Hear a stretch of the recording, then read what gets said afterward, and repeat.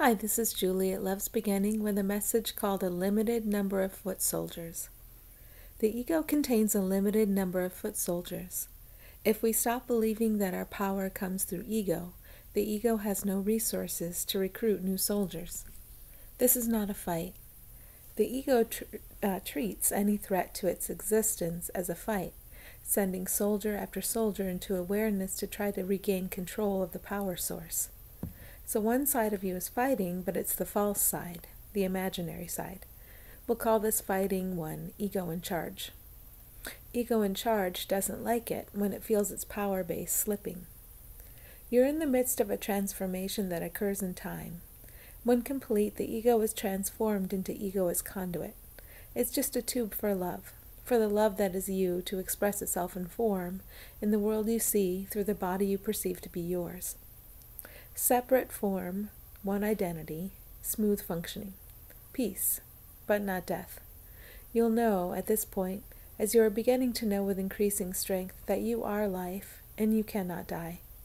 You are not and never have been the body, but you can come through the body very lovingly and joyfully. It's only you who have always been, with all the fear gone. That is the only difference. Ego in charge doesn't get rid of fear. Ego in charge would rather increase fear. The emerging ego as conduit allows the release of fear. It's just you. You allow the release of fear because you wake up to the fact that you have been holding on to it intentionally to create separate identities for you and others and to create stories about the world. You still appear in the world through a body. The personality has the same flavor with the edge of fear removed. Nothing changes, and everything changes. Oh my gosh, what a dream I've had. It's a true awakening to who you are. Let's look at what ego in charge does when it feels its power base slipping and is not receiving any new resources from you. It sends out its soldiers in the form of negative thoughts to seduce you back into giving it power. You'll eventually stop believing what each soldier says to you. You'll eventually laugh when they walk up to you. In the meantime, you may feel great emotion when a soldier walks up to you and delivers a message. If you know what is happening, it's not a problem. You heard the thought, and you reacted to the thought from fear. The emotion came, and it didn't feel good. The emotion is your friend. It says, don't listen to this guy. He's bad news. So instead of listening to that guy, you put your attention on the emotion.